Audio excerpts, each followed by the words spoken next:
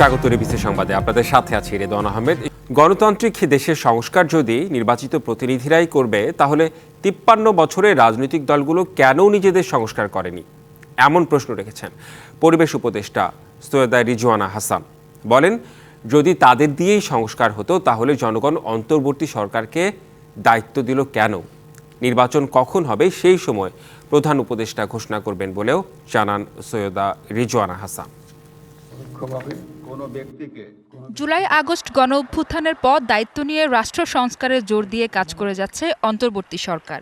তবে সব নয়, প্রয়োজনীয় কিছু সংস্কার শেষ করেই নির্বাচন দেওয়ার দাবি রাজনৈতিক দলগুলো সহ বিভিন্ন মহলের। তারা বলছে বাকি কাজ করবে নির্বাচিত সরকার। কিন্তু ৫৩ বছরে রাজনৈতিক দলগুলো কেন নিজেদের সংস্কার করেননি, এমন প্রশ্ন পরিবেশ উপদেষ্টার। শুক্রবার সকালে রাজধানীর গুলশানের শব্দ দূষণ নিয়ন্ত্রণের সচেতনতা বৃদ্ধি ও গাড়ি চালকদের প্রশিক্ষণ কর্মসূচি শেষে একথা বলেন তিনি। রাজনৈতিক দলেরা যে কথা বলছে যে তারা ছাড়া সমস্যার সমাধান করা সম্ভব না, তারা তাহলে ৫৩ বছর সমস্যার সমাধান করে নাই কেন? Would you please answer? কেন আজকে আমাদেরকে দায়িত্ব নিতে হলো? Would you please answer?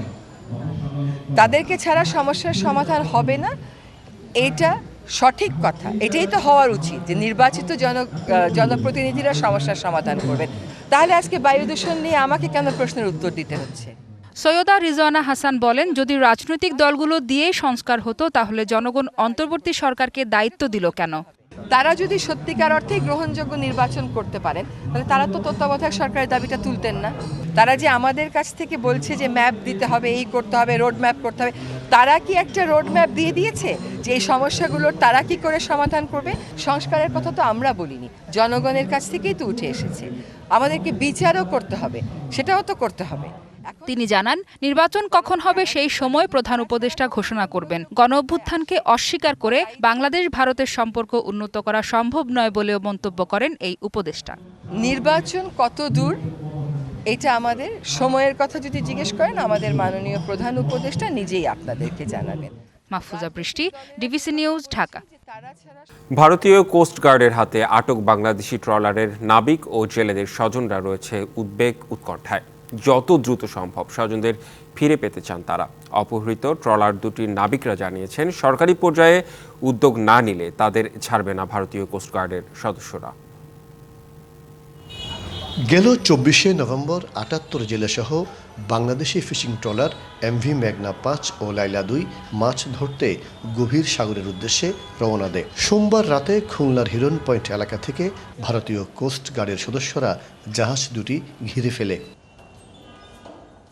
পরে ট্রলার দুটিকে নিজেদের জলসীমায় নিয়ে যায় তারা। সোমবার সকালে ছেড়ে দিলে জাহাজ দুটি ফের হিরন পয়েন্ট এসে জাল ফেলতে শুরু করে। ভারতীয় জলসীমায় মাছ ধরার অভিযোগে আবার তাদের ধরে নিয়ে যায় ভারতীয় কোস্টগার্ড। এ নিয়ে পরিবারের সদস্যরা রয়েছেন উৎকণ্ঠায়। এখন আমরা চাইতে নিঃস্বার্থভাবে আমাদের ভাইদেরকে ফিরিয়ে আনা হোক, যত দ্রুত সম্ভব অবিলম্বে। অবশ্যই আশা করি আমাদের অন্যান্য ভাইরা দ্রুত আসুক। ট্রলার দুটি ভারতের উড়িষ্যা রাজ্যের প্যারাদ্বীপ বন্দর থেকে ৯ নটিক্যাল মাইল দূরে নোঙর করে রাখা হয়েছে। স্যাটেলাইট ফোনে জাহাজ দুটির ক্যাপ্টেনদের সঙ্গে কথা হয়েছে মালিক পক্ষের। মুক্তি পেতে সরকারের সহায়তা চেয়েছে তারা। উড়িষ্যার কোনো একটা তাদের যে প্যারাদ্বীপ তাদের বন্দর আছে সেই দিকে কাছাকাছি আর কি এই মুহূর্তে আছে। তারা বলছে যে আপনাদের নেভির সঙ্গে আমাদের যোগাযোগ হলে আমরা যত দ্রুত সম্ভব আমরা হস্তান্তর করব। ওটা আমাদের এরিয়ায় ছিল, এরিয়ার একটা কোন জায়গায় থেকে ফিশিং করছে ওইটা এরিয়াটা ডিটেলসটা আমরা দিয়ে দিছি। তো আসলে এখানে সবসময় ফিশিং করো, এখান থেকে কখনো ধরে নেওয়ার কোনো আসলে নাই, নজির নাই কখনো। ৭৮ বাংলাদেশি ও ট্রলার দুটি ফেরত পেতে সরকারের পক্ষ থেকে জোর তৎপরতা চলছে বলে জানান সামুদ্রিক মৎস্য অধিদপ্তরের কর্মকর্তা। এই দুইটি জাহাজের ব্যাপারে কর্তৃপক্ষকে তাৎক্ষণিকভাবে অবহিত করেছি, কী করণীয় বা কী হতে পারে এই বিষয়ে আমরা পত্র লিখেছি। আর এমনি কোস্টগার্ড নৌবাহিনী তারা জোর তৎপরতা চালাচ্ছে এটা উদ্ধারের ব্যাপারে। এদিকে ৭৮ বাংলাদেশিকে ছাড়ার বিষয়ে ভারতীয় গণমাধ্যমে সংবাদ প্রকাশিত হলেও ট্রলার মালিকরা বলেন এ বিষয়ে তারা কিছুই জানেন না। মাসুদুল হক, ডিবিসি নিউজ, চট্টগ্রাম। অগ্রহায়ণ শেষ হতে না হতেই শীতে কাঁপছে রাজধানী সহ সারা দেশ। কনকনে ঠান্ডায় জবুথবু উত্তর জনপদের জীবন। এরই মধ্যে পঞ্চগড়ের তেঁতুলিয়ায় তাপমাত্রার পারদ নেমেছে ৮.৪ ডিগ্রিতে। আগামী কয়েকদিন তাপমাত্রা আরও কমতে পারে। এর মধ্যে শৈত্যপ্রবাহেরও আভাস দিয়েছে আবহাওয়া অধিদপ্তর। পাহাড়ের হিমেল হাওয়ায় কনকনে শীত, জর্জরিত পঞ্চগড়ের জনজীবন। পৌষের আগেই তেঁতুলিয়ায় তাপমাত্রা নেমেছে 8.4 ডিগ্রি সেলসিয়াসে। কয়েকদিন ধরে উত্তরের এই জেলায় সন্ধ্যার পর শীতের প্রকোপ একটু বেশি থাকছে। রাতভর বৃষ্টির মতো ঝরছে কুয়াশা। ঘন কুয়াশা আর তীব্র ঠান্ডায় মানুষের এখন জবুথবু অবস্থা। দুর্ভোগ বেড়েছে খেটে খাওয়া মানুষের। ঠান্ডা তো কষ্ট হয় না, কি করবেন, আলু খেতে মাটি না দিলে তো হয় না। হাত পা মানে ঠান্ডা এবারে হাত পা কোকড়া হয়ে যায়, বতসামত হয়ে যায়।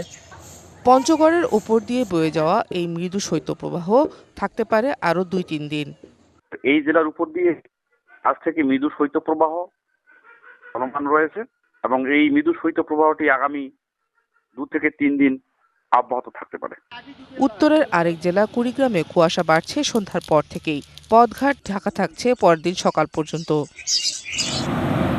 উত্তরের হিমেল হাওয়ায় শীতের তীব্রতা বেশি অনুভূত হচ্ছে ঠাকুরগাঁওয়ে। কমেছে ঘরের বাইরে মানুষের আনাগোনা, বেড়েছে ঠান্ডাজনিত রোগ।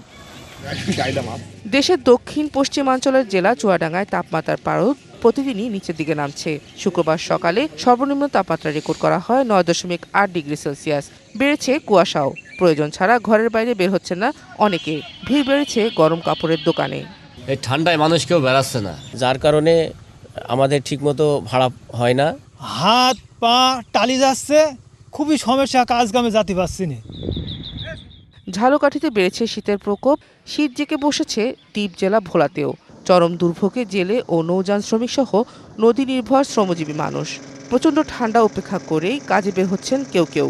ঘন কুয়াশায় ব্যাহত হচ্ছে নৌযান চলাচল। আমাকে তো ট্রলার নিয়ে নামতে হয়, পেটের দেয়, তাহলে আমরা অনুপায়। কুয়াশা, তারপরে সব দিক দিয়ে একটু বেশি ঠান্ডা পড়ছে। আর কাজ না করলে আমরা আমাদের সংসার কিভাবে চলবে? আবহাওয়া অধিদপ্তর জানিয়েছে পঞ্চগড়, রাজশাহী, চুয়াডাঙ্গার ওপর দিয়ে মৃদু শৈত্যপ্রবাহ বয়ে যাচ্ছে। তা আরও কয়েকদিন অব্যাহত থাকবে। শেখরেখা সুলতানা, ডিবিসি নিউজ ডেস্ক। সাপ্তাহিক ছুটির দিনেও বায়ু দূষণে বিশ্বের 126 নগরীর মধ্যে শীর্ষে রাজধানী ঢাকা। সকালের দিকে ঢাকার বায়ুর মান ছিল 262, যা খুব অস্বাস্থ্যকর হিসেবে বিবেচনা করা হয়। বায়ু দূষণের পরিস্থিতি নিয়ে তুলে ধরা সুইজারল্যান্ড ভিত্তিক প্রতিষ্ঠান IQAir এ প্রতিবেদন তুলে ধরে। বায়ু দূষণে 217 স্কোর নিয়ে দ্বিতীয় অবস্থানে ছিল ভারতের রাজধানী দিল্লি। গত সোম ও বৃহস্পতিবার ঢাকার বায়ুমান 300-এর বেশি ছিল, যা ছিল দুর্যোগপূর্ণ। ঢাকা ও আশপাশের জায়গায় বেশি দূষণের মধ্যে মার্কিন দূতাবাস, পুরান ঢাকার বেচারাম দেউরি ও ইস্টার্ন হাউজিং রয়েছে। পাইকারি বাজারের সবজি রাজধানীর খুচরা বাজারে বিক্রি হচ্ছে দ্বিগুণ দামে। কারওয়ান বাজারে যে বেগুনের দাম 50 টাকা, খুচরায় তা 100 টাকা কেজি। আবার 60 টাকা কেজির কাঁচামরিচ খুচরা বিক্রেতাদের হাত ঘুরে ভোক্তা কিনছেন 120 থেকে 160 টাকায়।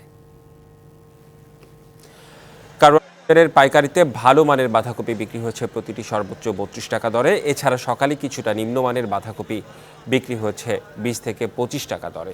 বাজারে ফুলকপি বিক্রি হচ্ছে প্রতিটি সর্বোচ্চ 35 টাকায়। পাইকারিতে মিষ্টি কুমড়া মানভেদে 15 থেকে সর্বোচ্চ 25, শিম মানভেদে 15 থেকে 40, বেগুন 32 থেকে 50, শালগম 20 থেকে 30 টাকা কেজি। পাইকারি বিক্রেতারা বলছেন সরবরাহ বাড়ায় আড়তে কমেছে সবজির দর। ইংল্যান্ডে বোলিং অ্যাকশন পরীক্ষায় পাশ করেছেন সাকিব আল হাসান। কাউন্টি ক্রিকেট খেলতে আর কোনো বাধা থাকলো না সাকিবের। সেপ্টেম্বরে সারের হয়ে কাউন্টি খেলার সময় তার বোলিং নিয়ে প্রশ্ন তোলে কাউন্টি ক্রিকেট কর্তৃপক্ষ। চলতি মাসের শুরুতে ইংল্যান্ডের বার্মিংহামের লাভবোরে ইউনিভার্সিটির মেডিকেল বিভাগে বোলিং অ্যাকশনের পরীক্ষা দেন সাকিব। বিশেষজ্ঞদের সামনে সেই পরীক্ষায় মোট 4 ওভার বল করতে হয় সাকিবকে। 24 ডেলিভারি বিশ্লেষণ করে মেলেনি কোনো ত্রুটি, তাই সাকিবের ওপর থাকা সব নিষেধাজ্ঞা তুলে নিয়েছে কাউন্টি কর্তৃপক্ষ। শুক্র ও শনিবার বিকেল 3:30 মানে ডিবিসি নিউজের পর্দায় জমজমাট সংস্কৃতির সংবাদ। দেশ থেকে বিদেশ সপ্তাহ জুড়ে সংস্কৃতি অঙ্গনের সব খবর নিয়ে আমরা থাকি আপনাদের সাথে। স্বাগত ডিবিসির সংস্কৃতির সংবাদে। বিনোদন দুনিয়ার এই আয়োজনে আপনাদের সাথে আছি অর্ঘমিত্রা তরফদার। চিত্রনায়িকা শবনম বুবলি এখন ব্যস্ত সময় কাটাচ্ছেন নতুন সিনেমা পিনিকের কাজ নিয়ে। সম্প্রতি এক সংবাদ সম্মেলনে সাংবাদিকদের এ বিষয়ে নানা তথ্য জানান জনপ্রিয় এই চিত্রনায়িকা। নতুন সিনেমার কাজে ভীষণ ব্যস্ত সময় কাটাচ্ছেন চিত্রনায়িকা শবনম বুবলি। এরই মধ্যে সামাজিক যোগাযোগ মাধ্যমে ভাইরাল হয় বুবলির বিয়ের সাজে তোলা কিছু ছবি। শুরু হয় নানা জল্পনা কল্পনা। এবার জুয়েলারি ব্র্যান্ড এশিয়া জুয়েলসের ওয়েবসাইট উদ্বোধনী আয়োজনে অংশ নিয়ে এই সব বিষয়ে মুখ খুললেন এই চিত্রনায়িকা। ব্রাইডাল ব্যাপারটাই তো আসলে লাল টুকটুকে একটা বউ, মিষ্টি একটা স্নিগ্ধ বউ হবে, এটাই সবাই আমরা বাঙালিরা খুব এক্সপেক্ট করি। তো সেই জন্য সেরকম একটা লুক এসেছে এবং সবাই ভীষণ প্রশংসা করছে। আমি বরাবরই চাই যে একটু এক্সক্লুসিভ শুট নিয়ে দর্শকদের সামনে আসতে। বুবলির সাথে এই আয়োজনে উপস্থিত ছিলেন মডেল বারিশা হক, কোরিওগ্রাফার গৌতম সাহা সহ অন্যান্য তারকা শিল্পীরা। আমি একজন কোরিওগ্রাফার, আমি সবাইকে নিয়ে কাজ করব। আমার ডান হাতও আমার, বাম হাতও আমার সবার সাথে সুন্দর সম্পর্ক আছে, থাকবে। বুবলির সাথে আমার সামনে অনেকগুলো কাজ আছে, আমরা সেই মিটিংগুলো আজকে সেরেছি। আপনারা দেখতে পারবেন সামনে 17 বা এই মাসে আরো 2-1টি কাজ আছে। এ সময় নতুন সিনেমার কাজ নিয়ে নানা তথ্য জানান বুবলি। সেই সাথে দর্শকদের আহ্বান জানান হলে গিয়ে বাংলা সিনেমা দেখার। আমার বেশ কয়েকটা মুভির কাজ রেডি হয়ে আছে, যেগুলো হয়তো বা সামনে এক এক করে মুক্তি পাবে। নতুন যে সিনেমাটা শুটিং করছি সেটা অফিসিয়ালি যখন তাদের পক্ষ থেকে কোনো প্রেস মিট করবে তখন আমরা একদম ইন ডিটেলস বলতে পারবো। যারা এই পরিচালক প্রযোজকরা আছে তারা আসলে যে কোনো গল্প হলে তারা চিন্তা করে যে বুবলিকে বা কাস্ট করা যায় কিনা, বা ওনাকে আমরা চাই এই সিনেমাতে। তো সেখান থেকে আমার দর্শকদের যে একটা ভালোবাসা তৈরি হয়েছে, একটা আগ্রহ তৈরি হয়েছে, একটা দায়বদ্ধতাও কাজ করে। সো আমি র্যান্ডম খুব একটা, যদি বছরে 1-2 কাজও করি, খুব কম কাজ করতে চাই, but that has to be qualityful. Sourav Bappa, DBC news, Dhaka. BCTI অ্যাক্টরসের প্রতিষ্ঠা ও প্রথম কার্যনির্বাহী পর্ষদের শপথ গ্রহণ অনুষ্ঠিত হয়েছে। সোমবার রাজধানীর মিরপুরের দারুস সালামে বাংলাদেশ গণমাধ্যম ইনস্টিটিউটে অনুষ্ঠিত আয়োজনে উপস্থিত ছিলেন সংগঠনের 5 উপদেষ্টা, পরিচালক ও নাট্যজন তারিক আনাম খান, গাজী রাকায়েত হোসেন সহ অন্যান্যরা। স্বল্প ও দীর্ঘমেয়াদী অভিনয় প্রশিক্ষণ কোর্স থেকে উত্তীর্ণ অভিনয় শিল্পীদের মধ্যে পারস্পরিক যোগাযোগ রক্ষা, পরিচিতি বাড়ানোর পাশাপাশি ক্যারিয়ার সচেতনতার লক্ষ্যে গঠিত হয়েছে বাংলাদেশ চলচ্চিত্র ও টেলিভিশন ইনস্টিটিউট। আমি বিসিটিআই অ্যাক্টরসের গঠনতন্ত্রের আলোকে শনিবার নতুন কমিটির প্রথম কার্যনির্বাহী পরিষদের শপথ বাক্যের মধ্য দিয়ে শুরু হলো এ সংগঠনটির যাত্রা। এই সময় সামনের দিনের নতুন উদ্যম ও দায়িত্ব নিয়ে কাজ করার জন্য আহ্বান জানান উপদেষ্টারা। সংগঠনটা আপনাদের কাজকে যেন গতিময় করে, কাজকে যেন আরো বেশি আপনাদেরকে, because actors are very individual, আপনাকে এটা মানতে হবে। আপনার সঙ্গে আমার চিন্তা চেতনার সমস্ত কিছুর পার্থক্য আছে। আমি আসলে অ্যাক্টিংটা নিয়ে গবেষণা করছি গত 20-25 বছর। I love it. সো আমাকে বলেছে, আমি এনেছি সংগঠনটা যেন সংগঠনের দিকেই চোখ না থাকে, ক্রিয়েটিভ আমাদের যে অ্যাটিটিউড সেটাই করে থাকে। অভিনয়কে সাধনার বিষয় বলে সবাইকে এই পেশাকে শ্রদ্ধার সাথে নিজের সেরাটা দিয়ে কাজ করার পরামর্শ দেন সংগঠনের অন্যান্য উপদেষ্টারা। তাদের কথায় উঠে আসে ফিল্ম ইন্ডাস্ট্রিতে বিভিন্ন চ্যালেঞ্জের কথাও। আপনারা আদৌ কাজ করতে চান কিনা, কেন চান? শুধুই পপুলারিটির জন্য অভিনয় না জানলেও চলে। আমি কিন্তু এই গ্ল্যামার মানে চেহারার গ্ল্যামার হতে চাই না। আমি কিন্তু আমার কাজ দিয়ে আমার গ্ল্যামারটা, আমি বিশ্বাস করি যে কাজ মানুষের গ্ল্যামার। ক্যামেরাম্যান উনি ডিরেকশন দিচ্ছেন, ভাই যে আমার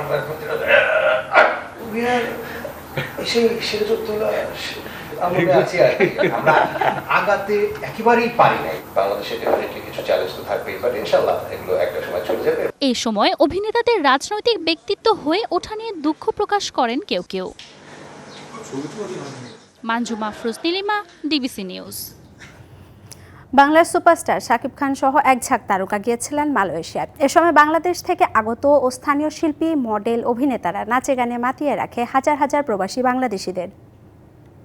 মালয়েশিয়া যত প্রবাসীরা আছে তারা যেন মন খারাপ না করে, তারা যেন ফিল না করে যেন শাকিব খান আমাদের প্রোগ্রামটা আসলো না। তাদের প্রতি রেসপেক্ট, সম্মান দেখানোর জন্যই কিন্তু আমি কালকে এসেছি। সিনেমার জন্য তারা এত ক্রেজি, দেশের সংস্কৃতি, দেশের সিনেমা মাধ্যম বা শাকিব খান মালয়েশিয়া রিলিজ হচ্ছে, সিঙ্গাপুর রিলিজ হচ্ছে, পৃথিবীর এত দেশে রিলিজ হচ্ছে, এবং আমার দেশের মানুষ যারা এই প্রবাসে থাকেন তারা এত ভালোবাসা দেখায়।